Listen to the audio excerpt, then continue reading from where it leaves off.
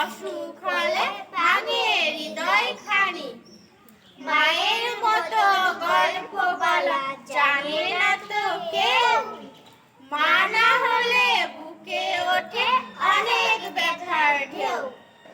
কখনো তাই মাকে আমি দুঃখ দেব না, মা যে আমার ভীষণ আপন, আমার সোনা। অসাধারণ।